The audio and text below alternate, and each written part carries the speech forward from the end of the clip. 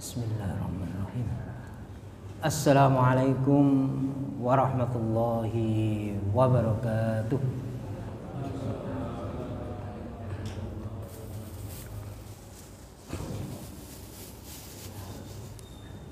Alhamdulillah. Alhamdulillahilladzi anzala ni'amahu zahiratan wa batinah. Wa huwa Allahul ladzi la ilaha illa huwa walal hamdu fil ula wal akhirah walal hukmu wa ilaihi turja'un.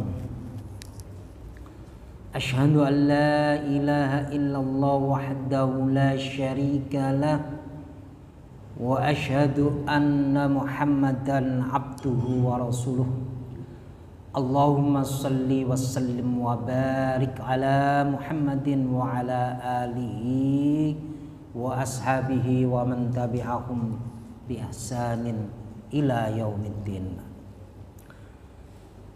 Bapak-bapak, ibu-ibu serta saudara-saudara yang dirahmati Allah Subhanahu wa taala. Alhamdulillah, kita panjatkan rasa syukur kita kepada Allah Subhanahu wa taala dengan waktu dan nikmat yang Allah taala berikan kepada kita.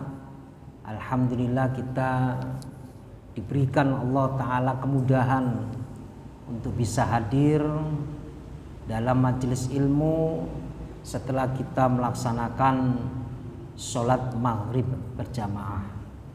Mudah-mudahan rangkaian ibadah kita senantiasa diterima oleh Allah Subhanahu wa taala. Amin ya rabbal alamin. Bapak, ibu-ibu yang dirahmati Allah Subhanahu wa taala, pada petang hari ini saya ingin mengajukan tema tentang sudah siapkah amalan kita diaudit oleh Allah Subhanahu wa taala, ya. Jadi tema ini sangat terkorelasi dengan kita hari ini masuk pada penghujung tahun Masehi, ya, yang insya Allah beberapa hari lagi ke depan kita sudah masuk pada tahun di mana Allah Subhanahu wa taala memberikan kepada kita pada tahun baru. Mengapa ini saya angkat tema ini? Tema ini saya angkat dalam upaya untuk senantiasa merefleksikan akan hal yang telah kita lakukan, waktu-waktu yang telah berlalu. Tentu segala hal aktivitas yang terkait dengan ibadah itu pasti seseorang mengalami di mana kondisi iman seseorang yazid wa yanqus. Kadang naik dan kadang berkurang. Kadang bertambah, kadang berkurang. Nah, untuk itu kita perlu untuk mengevaluasi amalan-amalan, capaian-capaian amalan kita yang kita sudah lakukan, atau ada beberapa amalan-amalan ibadah yang belum sesuai capaian harapan atau ekspektasi yang kita inginkan. Maka pada tema petang hari ini saya menggunakan bahasa ya, yang sedikit memper dengan bahasa ilmu ekonomi, yaitu sudah siapkah amalan kita diaudit oleh Allah Subhanahu wa taala. Ya. Kenapa demikian para jamaah yang dirahmati Allah Subhanahu wa taala? Karena kalau kita melakukan sebuah evaluasi atas amalan-amalan yang kita telah perbuat, pasti kita akan menemukan amalan-amalan itu ada yang kurang, ya, dan bisa jadi ada yang lalai kita belum lakukan. Sehingga dengan adanya evaluasi atau audit yang kita lakukan terhadap amalan internal kita, Maka dengan harapan temuan-temuan yang berupa kesalahan-kesalahan, kekeliruan-kekeliruan, kekurangan-kekurangan itu, dengan harapan nanti yang akan datang kita akan bisa perbarui. Ya. Mungkin pada beberapa bulan yang lalu, ya, kalau kita buat macam data tabel, misalnya kita ambil posting tentang sholat tahajud. Terus kemudian nomor 2, membaca Al-Quran setelah sholat tahajud. Kemudian yang ketiga, habis membaca Al-Quran setelah sholat tahajud, kita berangkat ke masjid melaksanakan sholat subuh berjamaah. Misalnya kalau kita buat tabel, kemudian kita memberikan satu posting-posting yang ada di sebelah kanan tabel itu, bisa kita isi mungkin di antara klasifikasi, ya, tabel yang kita buat itu mungkin amalan sholat tahajud kita beberapa bulan yang lalu itu mungkin sekian persentasinya kurang sesuai dengan harapan ekspektasi. Artinya masih banyak kita itu meninggalkan sholat malam kita, misalnya begitu. Maka ketika kita menjumpai, ya, kekurangan dari sholat malam kita ini dengan adanya audit itu, setidaknya untuk yang akan datang kita memberikan satu tanda. Kalau begitu untuk yang akan datang kita harus lebih semangat untuk melakukan sholat malam. Demikian juga bacaan Quran kita. Sholat subuh kita berjamaah sudah berapa persentase? Sudahkah memenuhi capaian-capaian sesuai dengan harapan kita? Kalau itu belum, maka itu kita buat sebagai satu tabel di mana nanti tahun yang akan datang kita bisa melihat bahwa kekurangan itu perlu kita perbaiki. Oleh karena itu, bapak-bapak, ibu-ibu yang dirahmati Allah Subhanahu wa taala, maka muncullah tema ini, sudah siapkah amalan kita diaudit oleh Allah Subhanahu wa taala. Kemudian yang kedua, makna audit. Nah, ini saya ambilkan dari referensi searching Google, ya.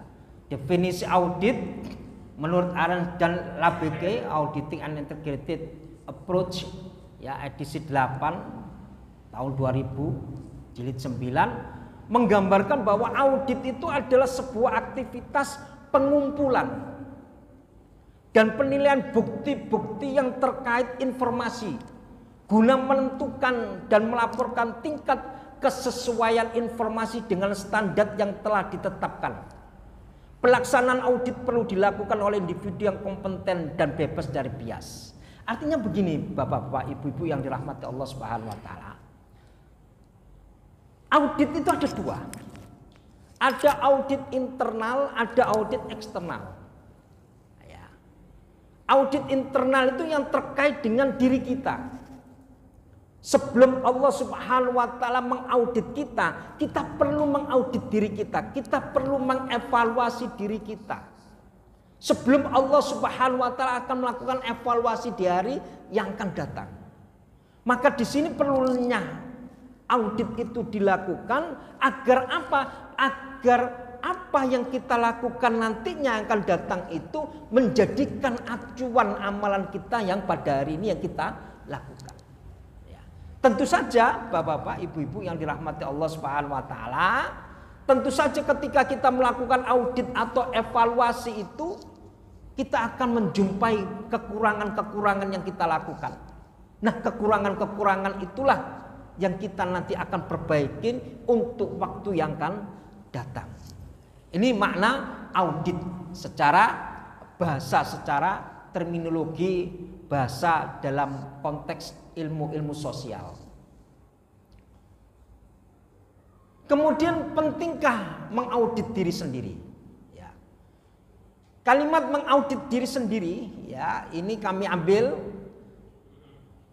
bahwasannya audit diri sendiri itu memiliki makna self analysis atau audit diri sendiri, sangat penting dilakukan secara rutin.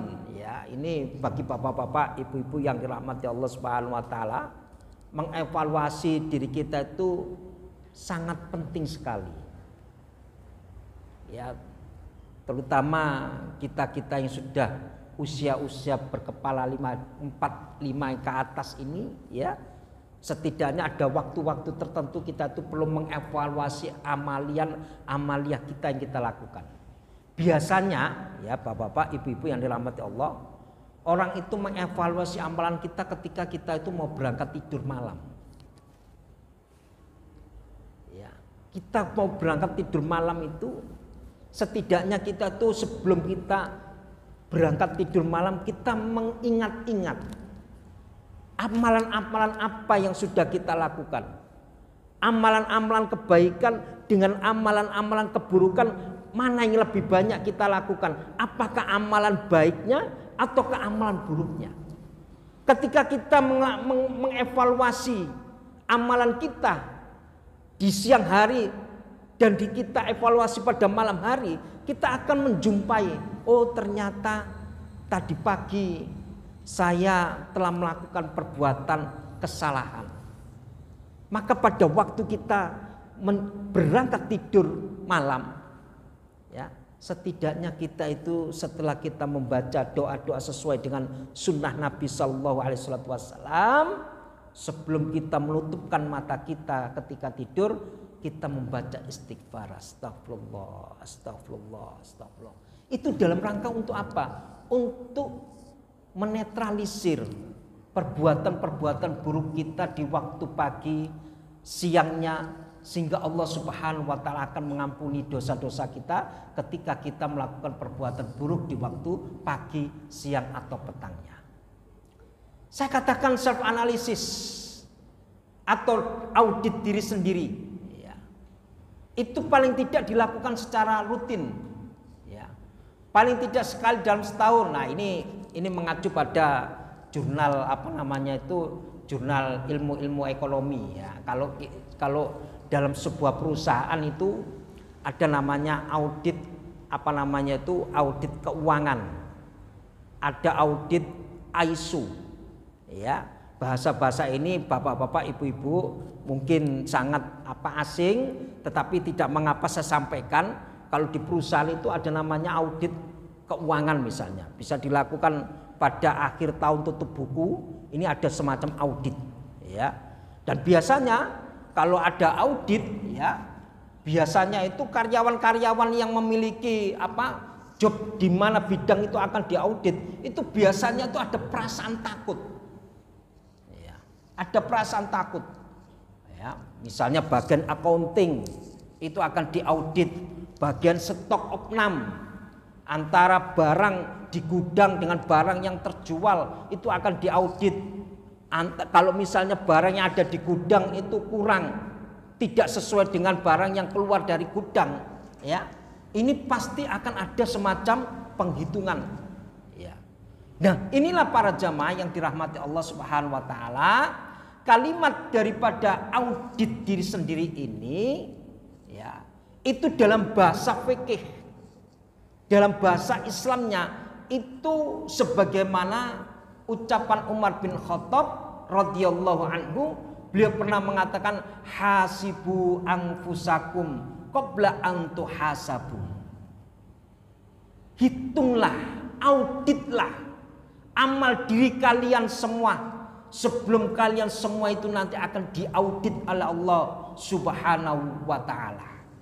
Artinya apa para jamaah yang dirahmati Allah Subhanahu wa taala? Artinya bahwasanya kita kalau mengaudit diri kita, menghisap diri kita, memperhitungkan amalan kita itu tidak harus menunggu Idul Fitri. Ya. Misalnya seseorang itu melakukan sebuah kesalahan, maka syariat Islam menganjurkan ketika kita melakukan sebuah kesalahan, maka saat itu kita itu diminta untuk meminta maaf terhadap orang yang kita salahi. Kan ada hari ini tuh orang kemudian tuh beranggapan, wis engkoe wis riyo ae kok tak njaluk sepuro. Kan ada begitu kan? Maka evaluasi meminta maaf itu tidak harus menunggu 1 tahun sekali. Ya, maka ini harus dilakukan dalam setiap saat dan waktu. Perlu seseorang itu untuk bermuhasabah, menghitung, mengaudit amal dari diri-diri kita sekalian. Melanjutkan ungkapan sahabat Umar bin Khattab, ya, Sayyid Bakri bin Muhammad Syatah Dimyati, ya, mengutip kitab Ihya Ulumuddin, ya. Ini insyaallah taala Sayyid Bakri bin Muhammad Syatah itu pengarang kitab ada kitabnya itu, ya. Itu mengutip dalam sebuah kitab Ihya Ulumuddin karangan dari Imam Al-Ghazali rahimahullah taala. Beliau mengatakan, wa fil ihya'i faman hasaba nafsahu qabla ayu hasabu khaffa fil qiyamah hisabu wa hudira inda su'ali jawabu wa hasuna man qalabu.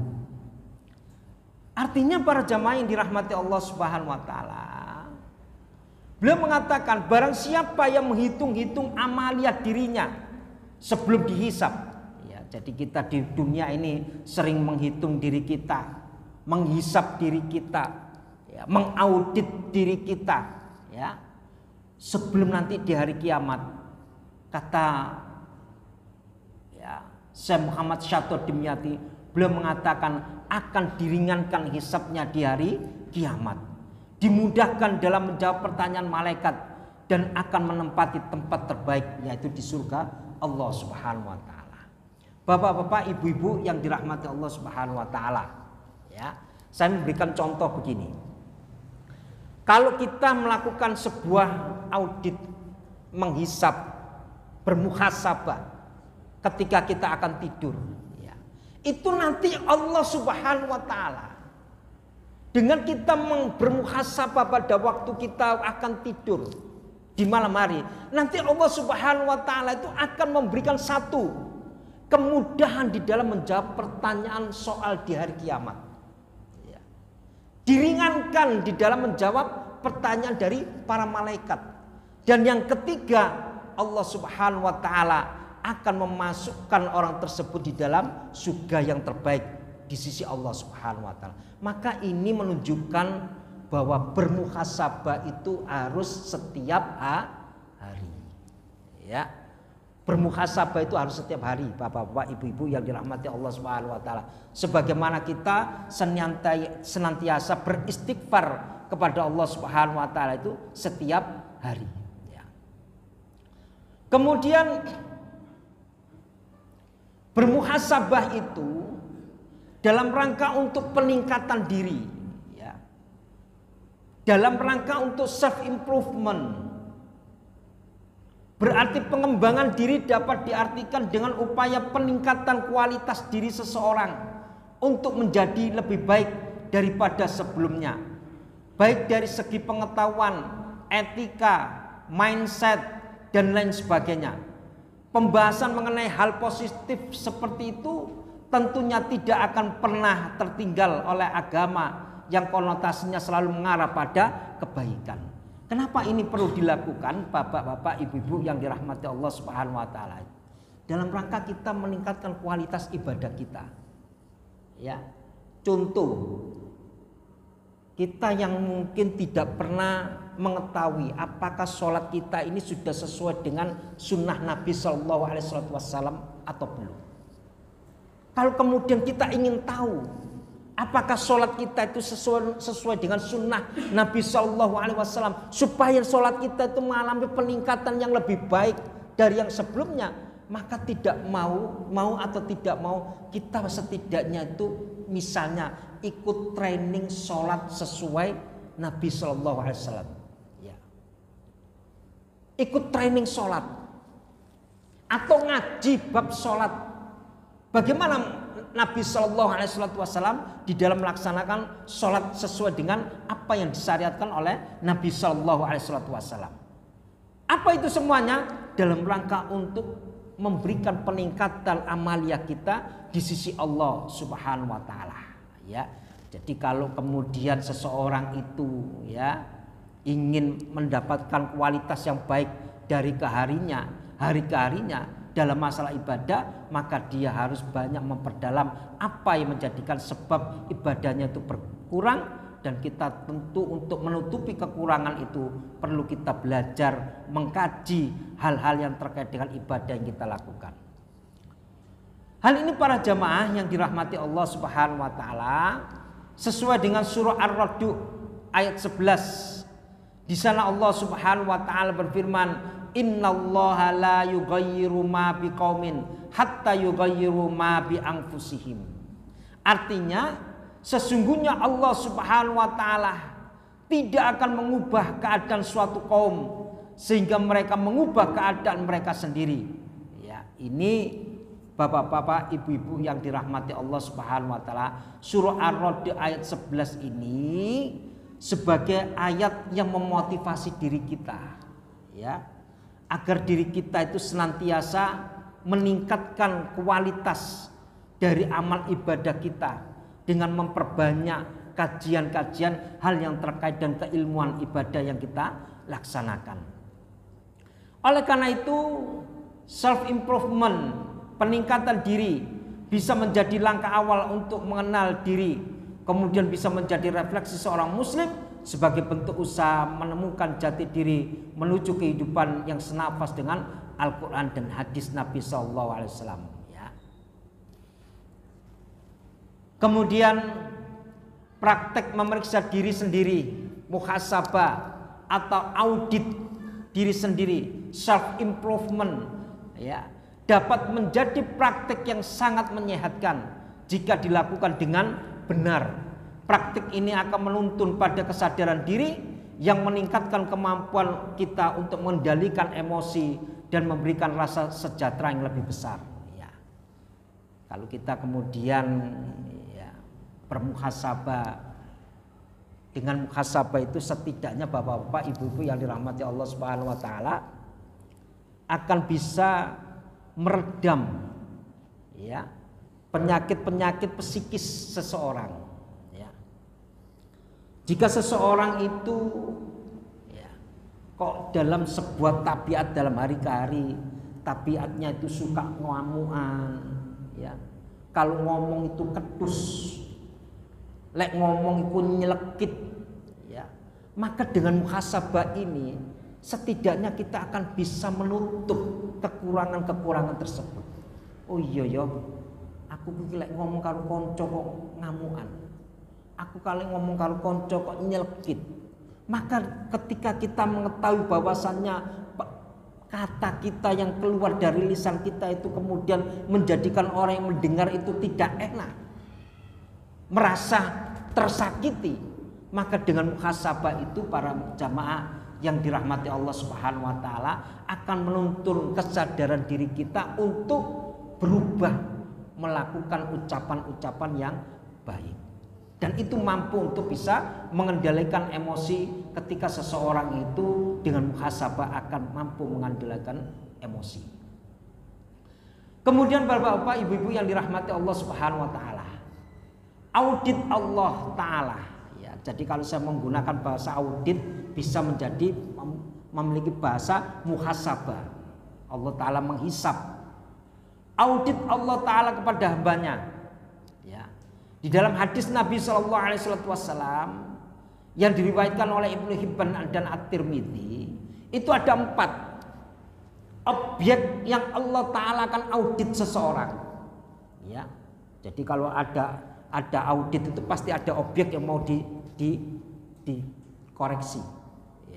Kalau tadi saya memberikan contoh, kalau di perusahaan itu yang akan diaudit itu misalnya keuangan, ya nanti keuangan itu akan diaudit, ya nanti keterkaitan keuangan itu pada apa misalnya, ya itu nanti akan diaudit, ya antara misalnya keuangan antara saldo terakhir, ya dengan apa modal yang masuk itu nanti akan diaudit. Kalau dalam bab apa namanya itu ilmu-ilmu keduniaan. Tapi untuk Allah Subhanahu wa taala, objek yang menjadikan perhatian Allah Subhanahu wa taala mengaudit hambanya itu ada 4. Ya. berdasarkan hadis Nabi Shallallahu Alaihi Wasallam dari Ibnu Hibban dan At-Tirmidzi. Yang pertama, kata Nabi Shallallahu Alaihi Wasallam, yang akan diaudit oleh Allah Subhanahu Wa Taala itu umurnya, umur kita akan diaudit oleh Allah. Ya, disampaikan dalam sebuah hadis, la tazulu qadama 'abdin yaumal qiyamah hatta yus'ala an arba'i an umrihi fima afnahu wa an jasadihi fima ablahu, dan seterusnya. Kata Nabi Shallallahu Alaihi Wasallam, kedua kaki seorang hamba itu tidaklah beranjak ya dari tempat hisabnya. Jadi ini digambarkan di hari kiamat itu saking bingungnya, ya, saking kewedene hamba manusia sebegitu banyaknya, ya, itu tidak akan bergeser kakinya, ya, tidak akan bergeser, ya. Sehingga kata Nabi Shallallahu Alaihi Wasallam, dia akan ditanya tentang 4 hal. Yang pertama akan ditanya oleh Allah Subhanahu Wa Taala tentang umurnya. Umurnya panjenengan sekian tahun lamanya itu dihabiskan untuk apa? Ini objek yang akan diaudit oleh Allah. Ya. Kemudian yang kedua, kata Nabi Shallallahu Alaihi Wasallam, yang akan menjadi objek audit Allah Subhanahu Wa Taala itu jasadnya. Ini yang terkait dengan kesehatan. Digunakan untuk apa kesehatannya itu? Ya. Misalnya mekel kayak apa namanya itu, hari ini kan musim apa namanya itu, Rek? Supaya badannya keker gitu ya. Apa namanya itu? Ya, kayak fitness gitu ya, kuatin. Tadi baking misalnya, ya. Awake gumedhe ngene iku gaya apa? Misalnya kon jasadmu ben gede gaya apa? Gaya dep kolektor misalnya, nagih. Cek wedi wong sing anu ya. Itu besok itu akan menjadi objek pertanyaan Allah Subhanahu Wa Taala. Jasadnya untuk apakah ia gunakan? Kemudian ketiga, kata Nabi SAW, objek yang akan diaudit oleh Allah Subhanahu Wa Taala ini tentang apa? An ilmihi, tentang ilmunya. Ojo pelit-pelit karo ilmu, ya. Ojo pelit-pelit karo ilmu. Nanti akan ditanyakan oleh Allah Subhanahu Wa Taala, apakah ia telah mengamalkan ilmunya itu? Panjenengan misalnya ya tahu tentang bab masalah wudhu sesuai Nabi Shallallahu Alaihi Wasallam. Apakah wudhu ini sudah sampaikan kepada keluarga panjenengan? Panjenengan tahu tentang bab mandi jenabat sesuai dengan Nabi Shallallahu Alaihi Wasallam. Apakah praktek mandi jenabat ini sudah Anda ajarkan kepada keluarga panjenengan? Ini nanti akan ditanyakan oleh Allah Subhanahu Wa Taala, bab ilmu. Maka kita tidak boleh pelit terhadap ilmu. Harus kita sampaikan, kita ajarkan. Dan yang terakhir, 4 yang akan menjadi objek audit Allah Subhanahu Wa Taala. Yang keempat adalah hartanya. Ini yang lebih ruwet. Harta itu 2 cabangnya. Hartanya itu diperoleh dari mana? Dan yang kedua disalurkan kemana? Ini audit Allah Ta'ala kepada orang yang memiliki harta banyak, ya. Ini yang akan ditanya oleh Allah Subhanahu Wa Ta'ala. Dari mana ia peroleh harta itu? Dan dalam hal apa ia belanjakan? Apakah uang itu ia peroleh dengan cara ngentit? Ya, bosong ngentit ya ono ya, ngentit ya. Sampai sekarang ono ya ngentit. Korupsi, ya. Apakah dia korupsi? Ataukah ia dengan dia mendapatkan ini belanjakan untuk apa? Ya, belanjakan untuk apa namanya, membangun diskotik misalnya, ya, membangun hal yang terkaitnya mudarat, itu nanti akan ditanyakan oleh Allah Subhanahu Wa Taala. Ya. Maka para jamaah yang dirahmati Allah Subhanahu Wa Taala, pentingnya kita melakukan audit dalam setiap hari untuk diri kita sebelum kita menghadapi audit yang nyata dari Allah Subhanahu Wa Taala. Kemudian metodologi Allah Ta'ala dalam mengaudit amal hamba-hambanya. Metodologi ini artinya cara Allah Ta'ala akan mengaudit amal hamba-hambanya. Cara yang pertama, Ya, nanti di mana Allah Subhanahu wa taala akan membangkitkan umat manusia setelah dimatikan, diwafatkan oleh Allah Subhanahu wa taala, maka Allah Subhanahu wa taala akan mengaudit amal hambanya yang pertama dengan cara hamba itu akan dibangkitkan dan datang sendiri menghadap Allah Subhanahu wa taala. Ini bisa dibuka di dalam surah Maryam surah 19 ayat 93 di mana Allah Subhanahu wa taala berfirman, in kullu man fis samawati wal ard illa 'atiyar rahman abdan. Artinya tidak ada seorang pun dari langit dan di bumi kecuali akan datang kepada Tuhan yang Maha Pemurah selaku seorang hamba. Jadi besok itu akan dibangkitkan oleh Allah Subhanahu wa taala. Ya. Status jenderal tidak ada jenderal. Semuanya sama menjadi hamba di sisi Allah Subhanahu wa taala. Akan dihisap oleh Allah Subhanahu wa taala. Gak peduli kamu dulu presiden, nanti akan dibangkitkan oleh Allah Subhanahu wa taala. Statusnya bukan presiden, hamba. Ya. Penjelasan ini diurai dalam sebuah tafsir yang dimaksud di dalam surah Maryam ayat 93 itu maknanya itu adalah tidak ada seorang pun di langit dan di bumi melainkan akan datang kepada Tuhan yang Maha Pemurah selaku seorang hamba yang hina dan tunduk patuh kepadanya kelak di hari kiamat, termasuk Uzair dan Isa alaihissalatu wassalam. Ya. Jadi ini sangat bertepatan bulan Desember ini ya. Besok itu Nabi Isa, Uzair.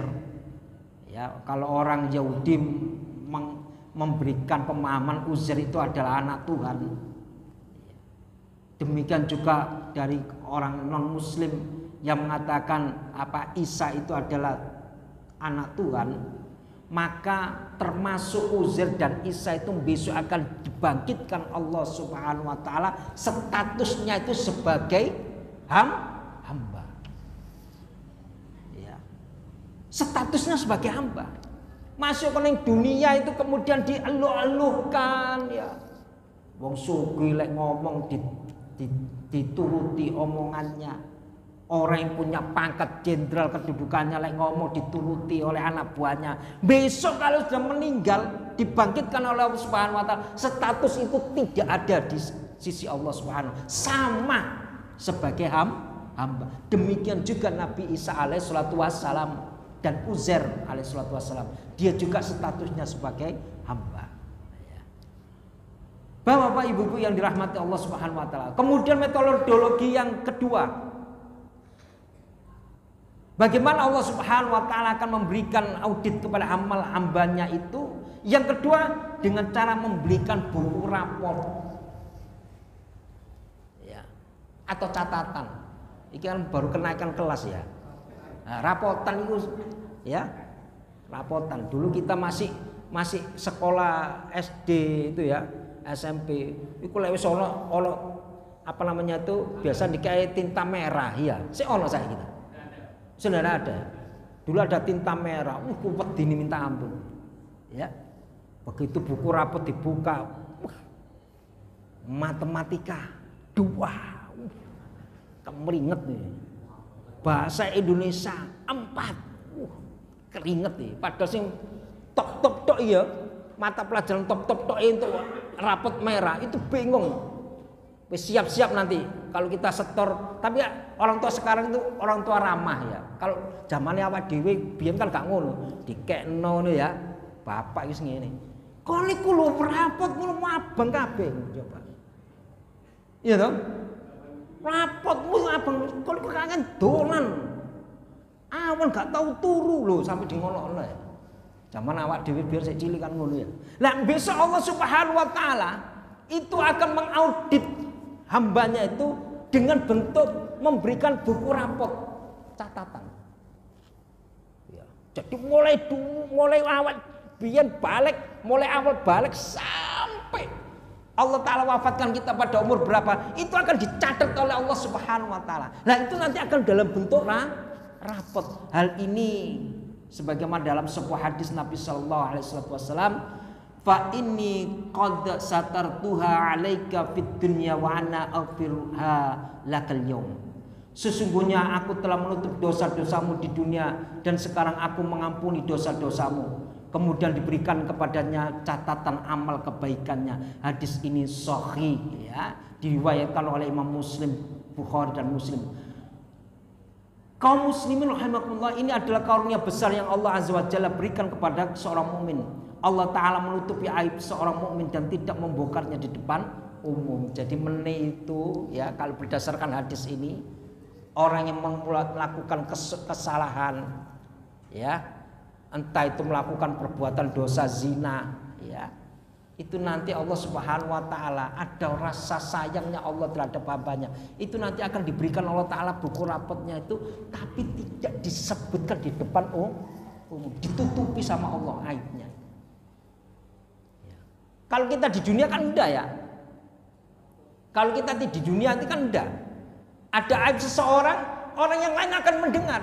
Kalau coba gomblo karo wong iku, wong kulek utangan gak bayar, misalnya ngono ya. Iku lek ngomong gak enak itu. Misalnya diceladu kemudian disampaikan orang lain. Itu karena ada aib yang kemudian orang itu tahu aib orang tersebut. Nanti di hari kiamat tidak.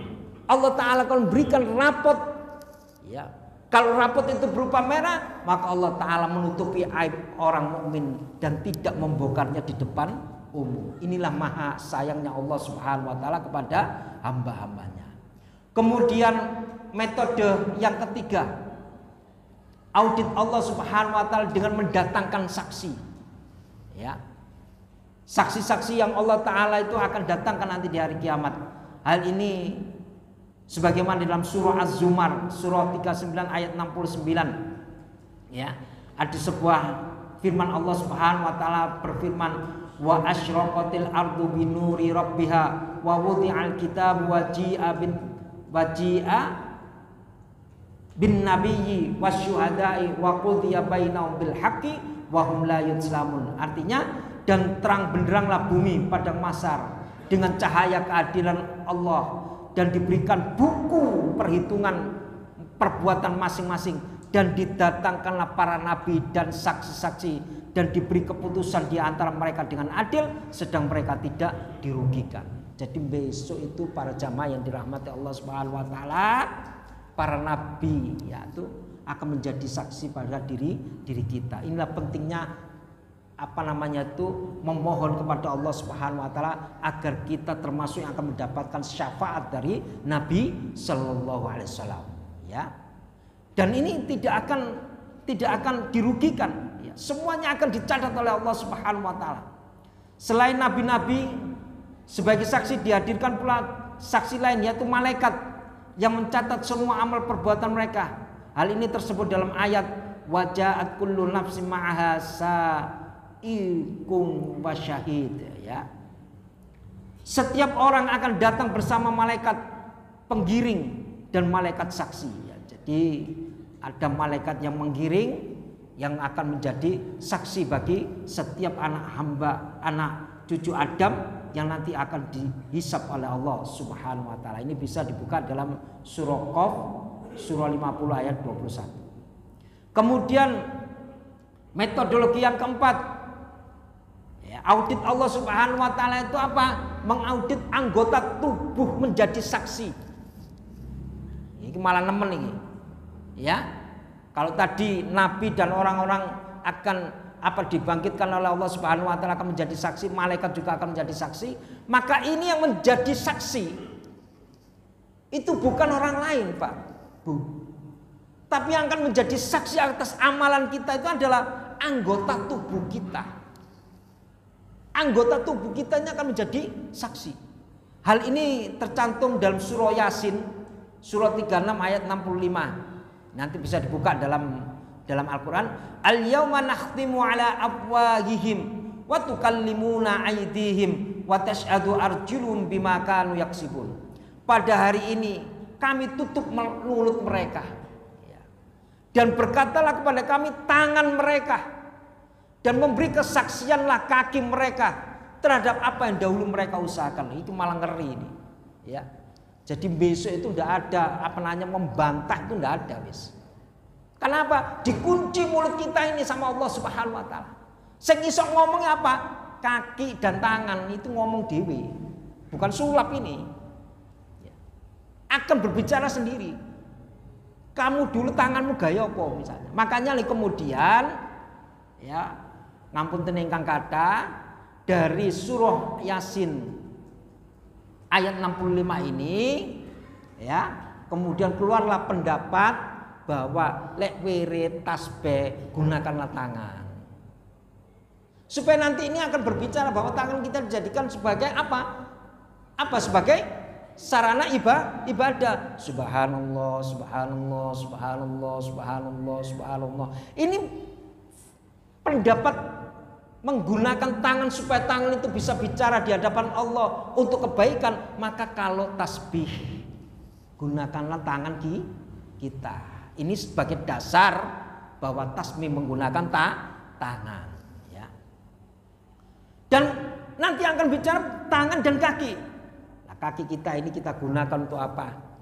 Kita pakai jalan ke masjid, jalan ke majelis pengajian, jalan untuk apa? Menjenguk orang sakit, jalan menuju orang-orang panti asuhan dan segalanya itu nanti itu akan menjadi catatan amal kebaikan di sisi Allah Subhanahu wa taala.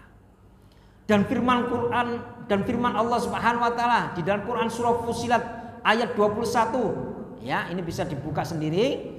Dan mereka berkata kepada kulit mereka, kulit, mengapa kamu menjadi saksi terhadap kami?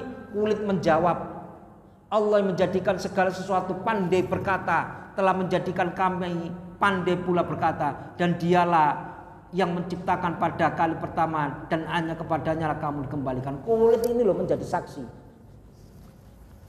Tangan menjadi saksi akan berbicara, ya. Kulit akan berbicara nanti di hadapan Allah Subhanahu wa taala. Coba bayangkan betapa ya kita tidak akan bisa mampu berkata-kata karena Allah Subhanahu wa taala akan mengunci mulut-mulut kita. Yang berbicara adalah tangan kita, kaki kita, kulit-kulit kita itu akan berbicara di hadapan Allah Subhanahu wa taala.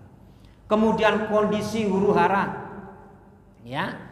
Jadi nanti di hari kiamat itu ketika manusia dibangkitkan Allah Subhanahu wa taala itu suasananya begitu kacau, dahsyat. Ya. Kenapa? Digambarkan di dalam surah Az-Zumar surah 39 ayat 71 sampai 72. Ya, ini biasanya dibaca oleh Imam Rawatib. Wasiqal ladzina kafaru ila jahannam zumara hatta idza ja'uha, dan seterusnya itu ya. Artinya orang-orang kafir dibawakan neraka jahanam itu berombong-rombongan. Ya, rombong-rombongan. Ya, koyok misalnya apa ya? Seorang penggembala kambing itu koyok ngarahkan kambingnya ke kandang. Ya, ayo di apa namanya itu? Digiring sama para malaikat, ya. Apabila mereka sampai di neraka itu, dibukakanlah pintu-pintunya dan berkatalah kepada mereka penjaga-penjaga neraka, apakah kamu belum pernah datang kepadamu rasul-rasul di antaramu yang membacakan kepadamu ayat-ayat Tuhanmu dan mengingatkan kepadamu akan pertemuan dengan hari ini? Mereka menjawab, benar, telah datang, tetapi telah pasti berlaku ketetapan azab terhadap orang-orang kafir. Ya, ini begitu kondisinya huru-hara, ya. Bingungnya bukan main. Menungso sakmono pakai mulai zaman awal sampai zaman akhir itu akan dikumpulkan oleh Allah Subhanahu wa taala, ya. Nanti miyak dewe sing apik barisane kono misalnya gitu ya, sebelah kanan. Yang elek itu akan miyak dewe di sebelah kiri. Orang yang kiri ini akan digiring oleh Allah, oleh para malaikat itu menuju neraka, ya, digiring. Kemudian terakhir finishing audit, ya. Setelah dilakukan audit, ya, setelah dilakukan apa namanya itu evaluasi, setelah dilakukan penghitungan dan skalanya itu, kemudian diambillah keputusan oleh Allah Subhanahu wa taala. Apa keputusannya? Yang pertama, balasan keburukan adalah masuk ke neraka. Itu bisa dibuka dalam surah Az-Zumar ayat 72. Qila tadkhulu abwaaba jahannama khalidina fiha fabi'sa mathwal mutakabbirin. Kata Allah Subhanahu wa taala, dikatakanlah kepada mereka orang-orang kafir, orang-orang yang lalai mengingat Allah Subhanahu wa taala ketika di dunia, masukilah pintu-pintu neraka jahanam itu, sedang kamu kekal di dalamnya. Maka neraka jahanam itu adalah seburuk-buruk tempat bagi orang-orang yang menyombongkan diri. Lalu keputusan audit finishing terakhir bagi orang yang berbuat baik di dunia, Allah Ta'ala akan memberikan balasan kebaikan, masuk ke dalam surga.